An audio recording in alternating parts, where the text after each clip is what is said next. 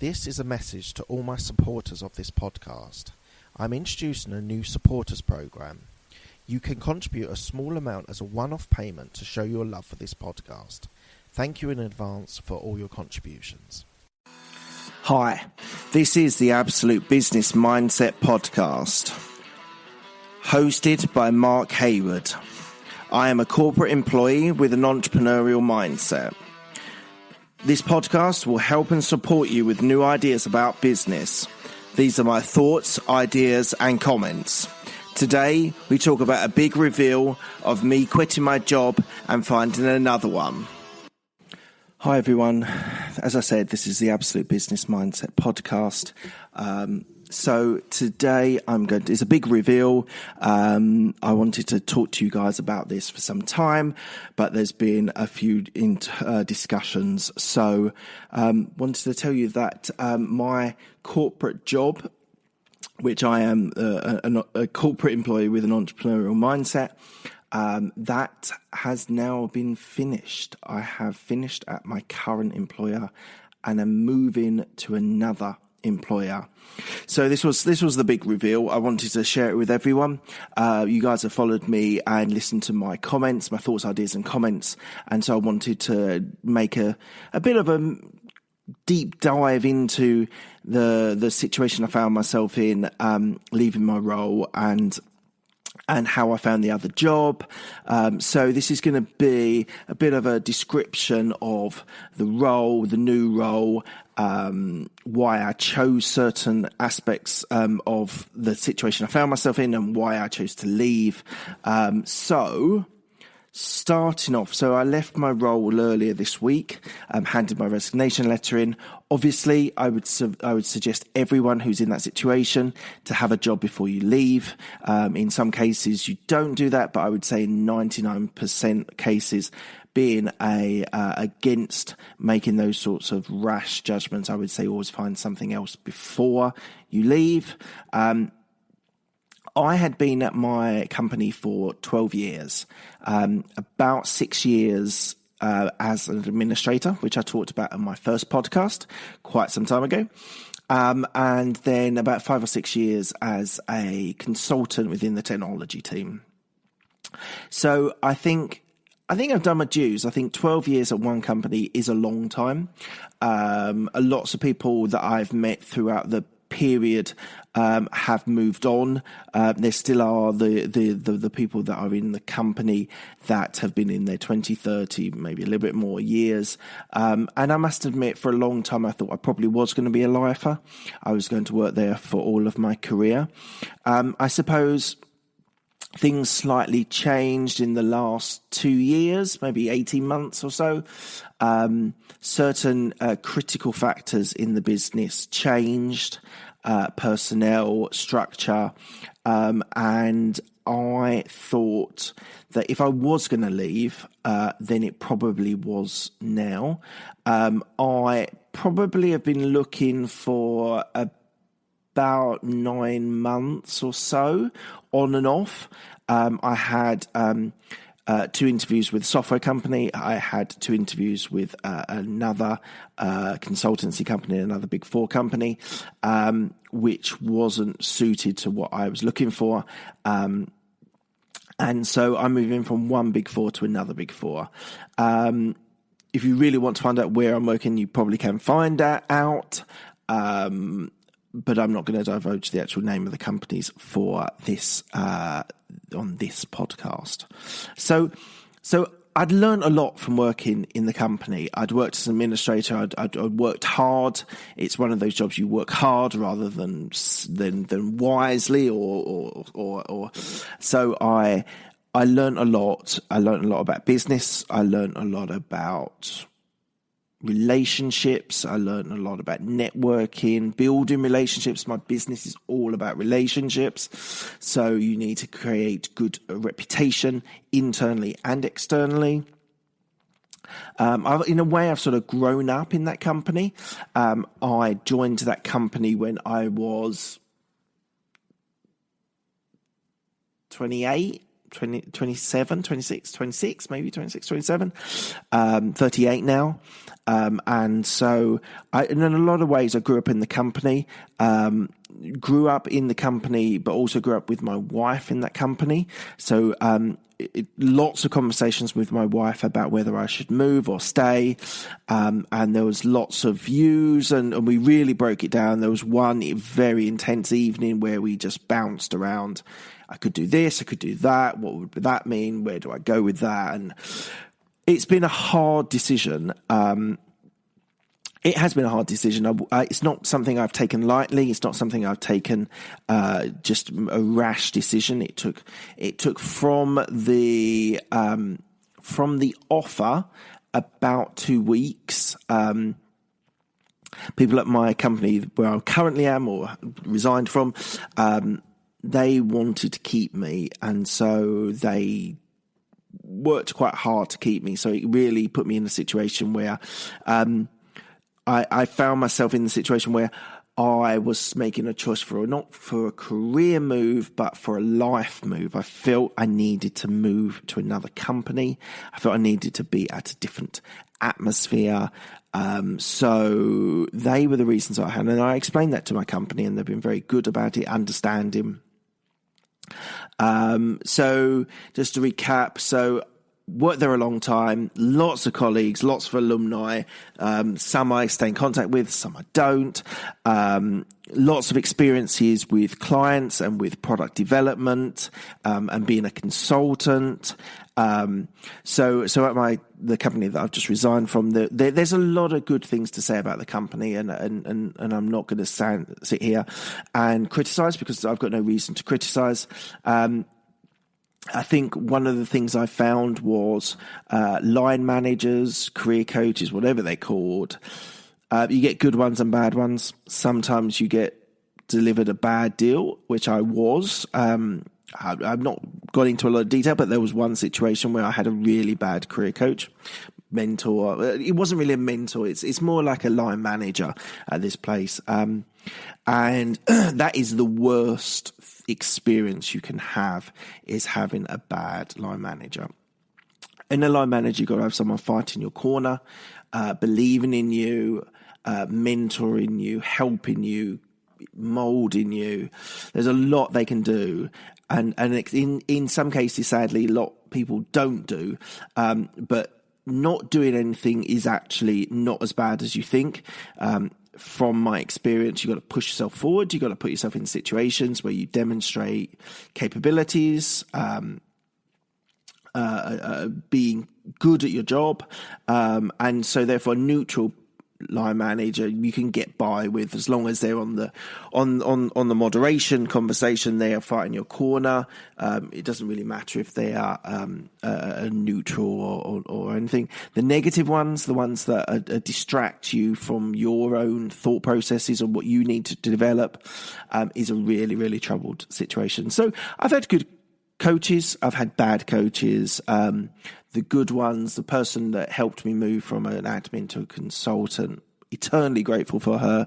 She's great, and still see her. She's a lifer, and still got a lot of time for her. I think being somewhere for 12 years, you're going to have good experiences and bad experiences. People being supportive, people not being supportive, people... it was never really double-crossing you. You didn't ever feel like... You felt people had angles, people had views, people had biases. But from my experience, there was no one that was actually against you.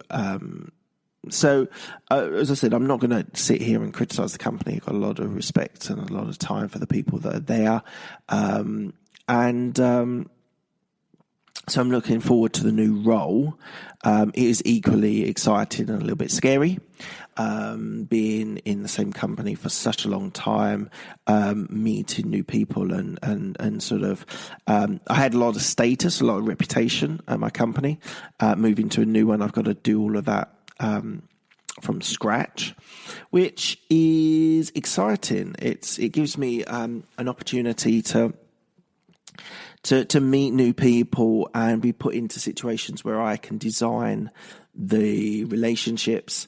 I'm going to spend some time on analysing the situation, understanding the situation with my mentor, and we will be working hard in the first few months to get that up to speed, understand people, break people down, break situations down, break projects down, so I can best position myself for success. So the exciting bit is new, which I think anyone that's moved jobs recently, or anyone that's moved job in the last 6 months, will probably understand that excitement. As I just mentioned a little bit earlier on, it's a little bit scary in that you're exposing yourself to a new dynamic, a new set of people. And although I met them in interview and met the partner twice, and he was really, really good, I really got on with him and got on with the people. You never really know. It's the unknown, and a lot of people are very fearful of the unknown, and that's why some people never leave. Well, there's lots of reasons why people never leave, but one of them is being fearful of that new experience. But one of the good things about the move that I've made is, yes, new people, yes, new environment, new culture, but the product which I'm working on is the equivalent in this new Big Four company. So that is all good. That means I'll get in some of the new, but I have some familiarity as well. I think that's why I did so well in the interviews, was because I just knew my stuff. I'd been doing this for... We'll be back after a quick break. Hi, I'm Alex, the host of X Health Show. Meet the future of healthcare. Think X-Men, that's X Health. Actual superheroes behind programming living cells to cure cancer once and for all. Tech that detects preterm delivery in seconds, brain-computer interface, or apps that employ AI to match you, your disease, with the best treatment. X Health Show brings to you visionaries who push the boundaries of healthcare from Switzerland, the heart of Europe and the most innovative country in the world. Let me introduce you to their startups. Head to X Health Show, meet the future of healthcare. Happy to greet you there. For 5 years, probably 5 years, and I knew the subject, I knew the area, I knew the business, I knew the technology. I knew the clients, could talk like sensibly and capably about all of those things. That's one of the nice steps about it is moving to another Big Four is that it's basically the same product. Now, equally, the partner, when I spoke to him individually, he said a lot of differences. We will see, maybe I'll talk about it at a later stage. Bigger clients is basically the message I was given. He's probably in the best position to be able to give me that view, but obviously maybe a little bit of bias from him. But I would imagine that it's right.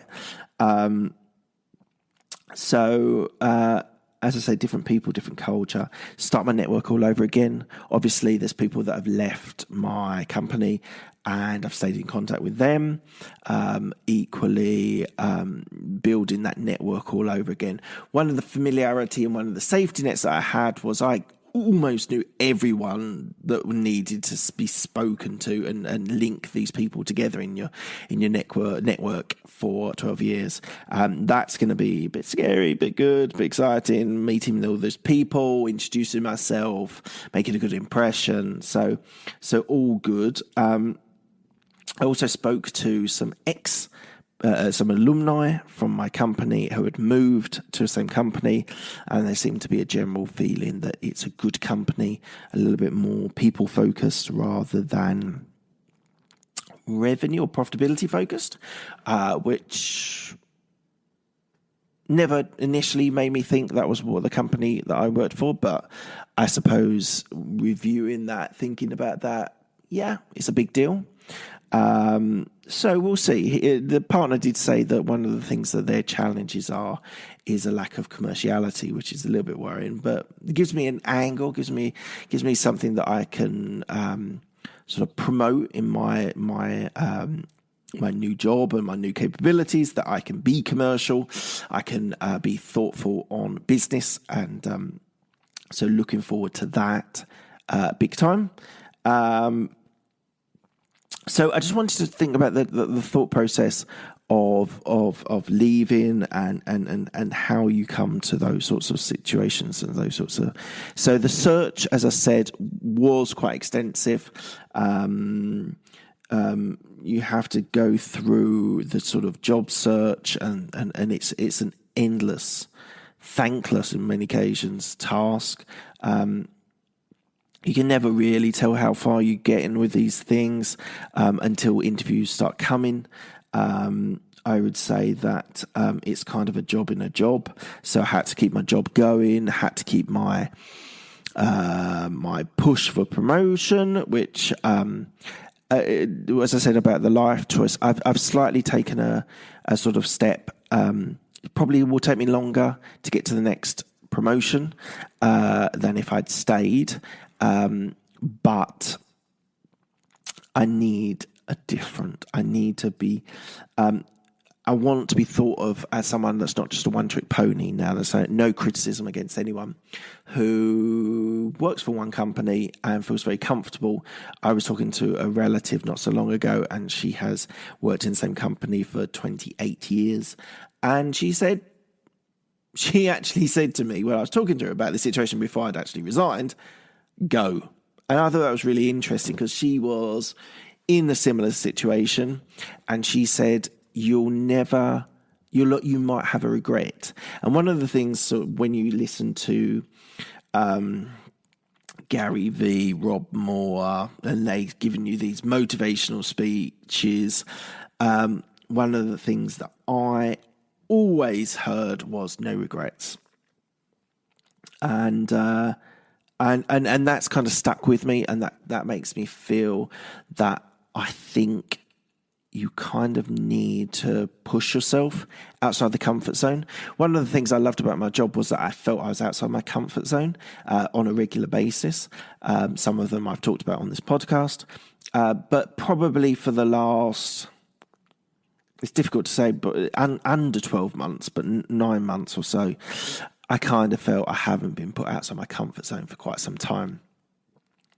And one of the things the partner that I met at the new company said, what do you want to be remembered for? And that was an interesting, it was kind of like a no regrets sort of thought process. What do I want to be remembered for?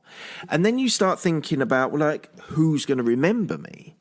And I never really delved much into it. I'm sort of having this thought process while I'm talking to you now, but who are going to remember me? So obviously I want my family, my friends to remember me. But then you think your colleagues, how you want to be remembered by them. So you want to be remembered that you're good, you're solid, you're professional, you can deliver.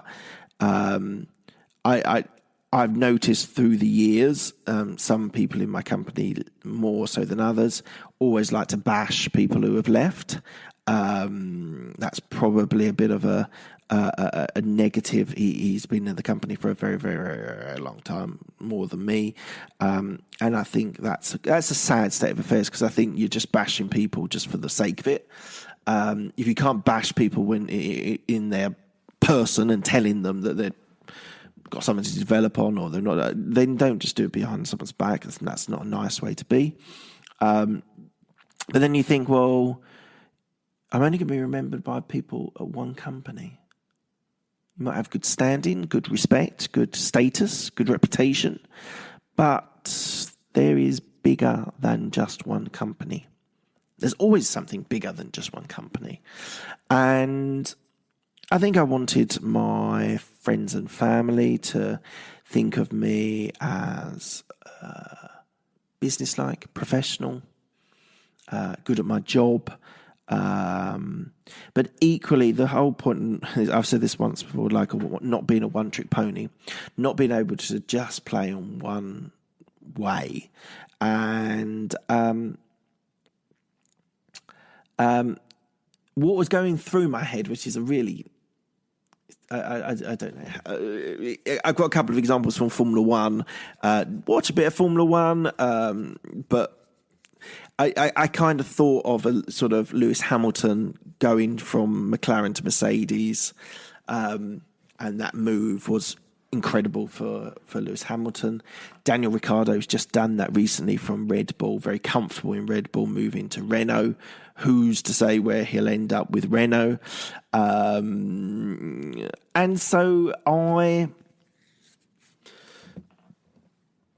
thought to myself that I wanted to be remembered for something more than just one company. And that's been a big thing for me.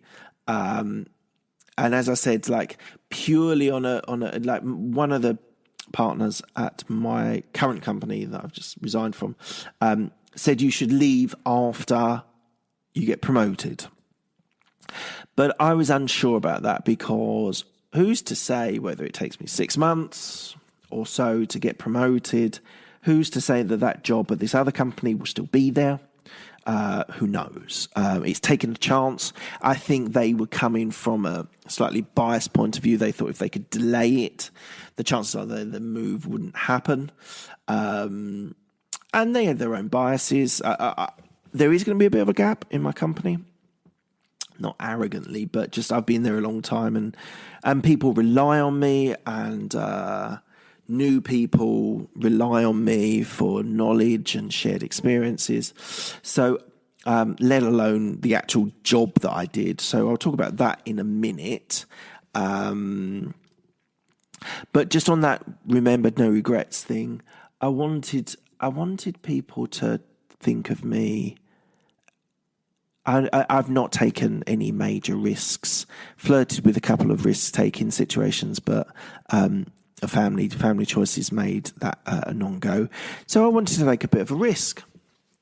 Like, why shouldn't I? And this is one of those sorts of risk situations that is controlled because it's the same product in a different company.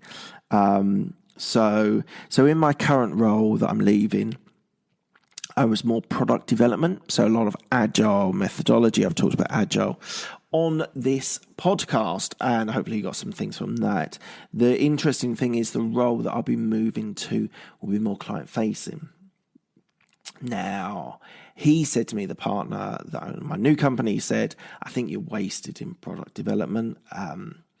I think you're good in front of people, you're engaging, you can talk to people, you can bring people along a journey in a conversation. He said he doesn't see any necessity to sort of hide me behind a product development. Now, my company that I'm leaving from had a particular need, and often in corporations you evolve into a role.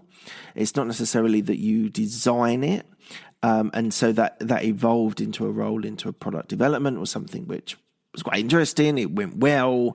I worked well with people in the company, and it sort of developed into a really nice role. But I actually think client-facing will be tougher, will be challenging, will be good. So in all of that, it will be good as well. And so client-facing stuff is something that is... the thing is about client-facing stuff is like the client always demands everything, and if you're a service provider, whether you're working for a consultancy business or whether you're working in a restaurant and service industry, you know that clients can be complete a-holes.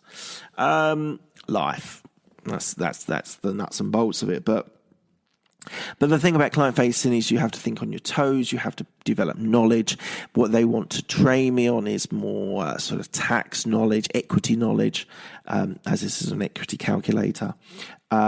So there will be an upskilling period. The client stuff, I feel comfortable.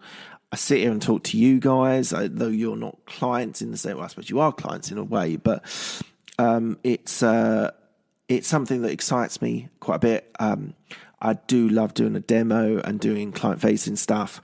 I have a number of clients currently. But it will be interesting doing demos, talking about the product. Will be quite exciting and challenging and outside my comfort zone. This is my thing, to get outside your comfort zone. If you've been in a job for a long time, even if you haven't, if in your job, now I would say it's good to get outside your comfort zone once a month. Now you might hear that and go, oh my God, I've been in, making it up, payroll for 10 years. I love the familiarity. I love the people. I love doing things that I know how to do. Well, slightly boring. The familiarity breeds contempt, is one of the sayings. And I think you do have to be careful of that, because things can get too easy, get too comfortable, get too samey. And I think probably, as I said, it was a life choice rather than a career choice. I think the fact of being outside my comfort zone excited me quite a lot. And talking to people, relationship building, although a lot of the stuff I was doing was internal relationship building, hopefully this will be more external stuff. I can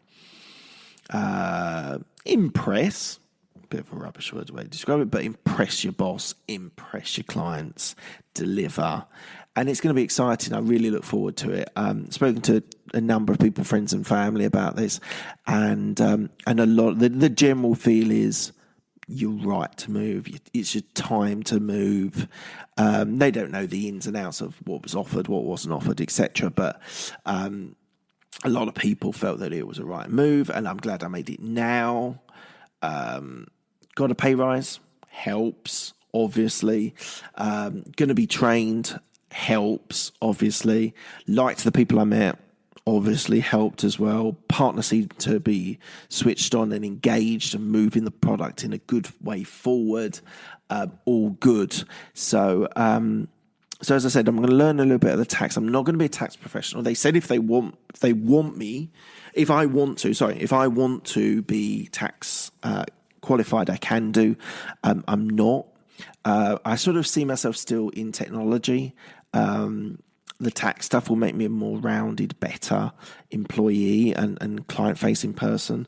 I don't see any particular need to rush into doing tax. I was offered it quite a few years ago, probably in the first couple of years when I was at my first company. And I chose not to do it. And I kind of have a regret about that, although it would have been very hard and very challenging. Who knows if my relationship would have lasted with it, with my now wife. So much could have changed and happened if I'd have taken that choice. Sort of sliding doors, where would I have been now? I wouldn't have probably been in technology, would have been in tax. Would that be where I wanted to be? I mean, who knows? But one of the things that I feel is no regrets, as I've said a few times now. And I kind of feel I made the wrong choice at that stage, and probably should have been, as a 27-year-old, taking my tax exams was probably a sensible move. Taking me longer as an experienced hire, moving around, getting to the right team, getting the right skills, getting knowledge. But I think I didn't want to regret this one, and I thought I might. And I thought you need to be bold, you need to be strong, you need to be motivated, all those things which I am. Mindset.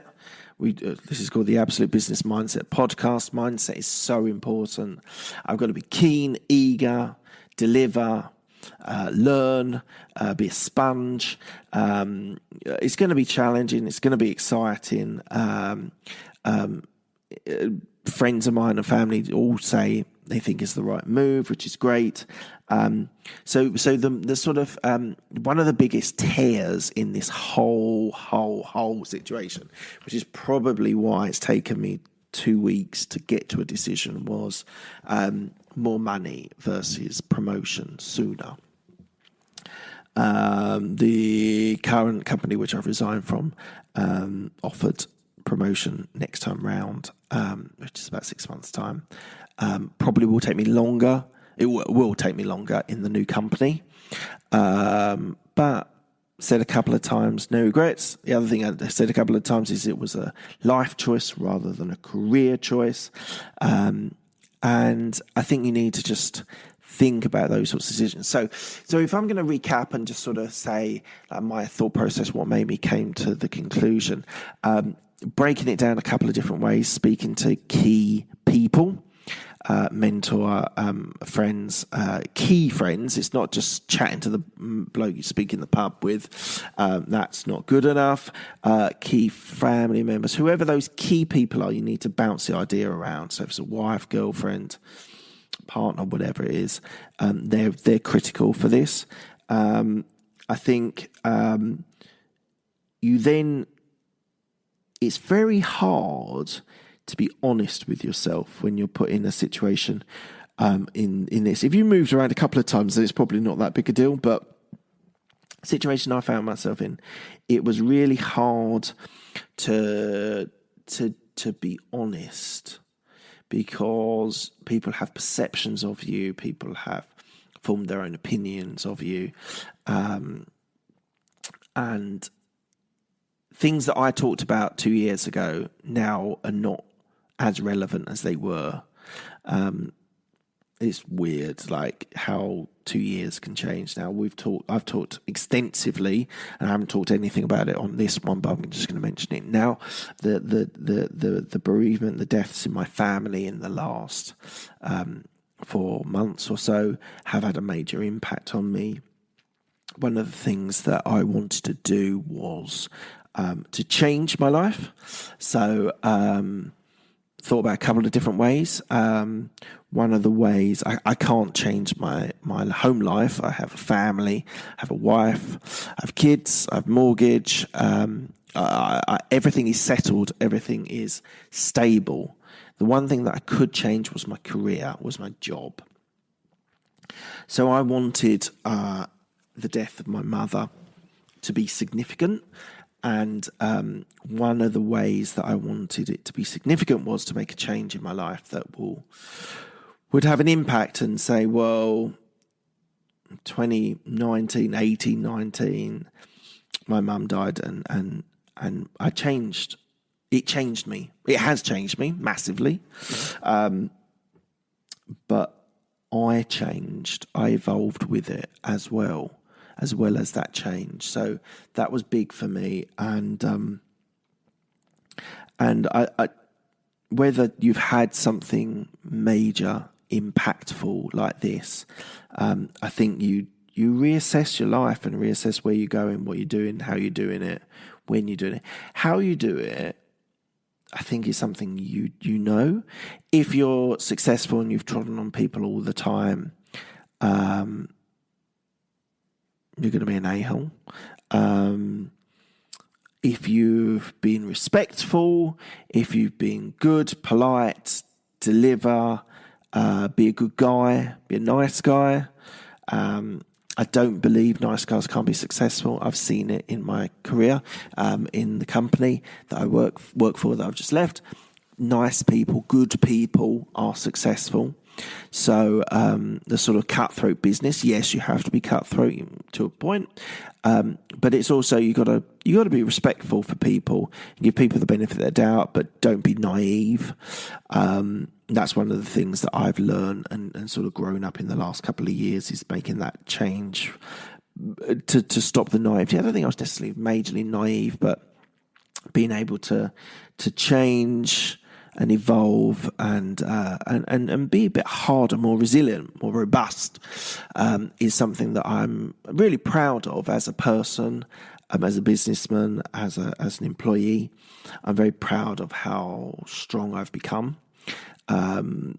Basically, everything gets thrown up in the air again when you go to a new company, but I'm hoping my strength, my resilience, my robustness will take me into the new role and prove to be part of my strength and part of my resilience of being able to deliver in that new role. So you do need to speak to people, but don't just go speaking to anyone. You need to speak to those key people that love you, care for you, want you to succeed, and you just need to bash it around. If it's hard, you need to bash it around harder. It's a hard decision to make. You need to bash it around harder. So work is important, and what you do is important. The mindset, the how you do it is critical. And so I would say you need to think about that always. How you want to be remembered, how you want no regrets. You don't want people to have a particular view on you. So it was a hard decision, and I'm happy with my decision. This all happens now at the end of May. So we are in March, start of March. So I've got a 3-month notice period. So it's a lot of time to do handovers and share my knowledge, my experience, and get ready for that new role. So that's a good thing and a bad thing. I would say if anyone's toying with this idea, who's in a similar situation to me, is be open. And I think that's one of the things that I got open on the job, leaving and being in a different company. And you've always got to be open to new ideas, because you've got to evolve, you've got to innovate. You can't just stay in one position or one role or anything. So always think about iterating, innovating, improving. And that's in yourself, in your business, in your as an employee, whatever it is. So big thing, guys. It was a big. I've done a little bit on social media, a big reveal. Hopefully, you feel that it is a big reveal. As I say, I'm a corporate employee with an entrepreneurial mindset, and therefore it is big for me. So I'm going to finish up there. Any questions, message me on social media. Happy to DM you, or if you've got any questions about my experience that I've gone through. If you've got any comments, then by all means leave it on, whether it's iTunes or Stitcher or wherever, Spotify, wherever. Please do leave a message. Would love to hear what you think I've done well, what I've done badly, and equally, it would be great to get people's views on my experiences, and hopefully you guys can learn from my experiences and build yourself a little bit better and be a better person and improve. So check me out on Twitter, Instagram, impacting Instagram a bit at the moment. You can get this on iTunes, Stitcher, Spotify, on YouTube. You can see my video on YouTube, which is here. And just check me out wherever you can find me. And as I say, thoughts, ideas, comments would be valued on my experience. This is the Absolute Business Mindset podcast, and thank you for listening.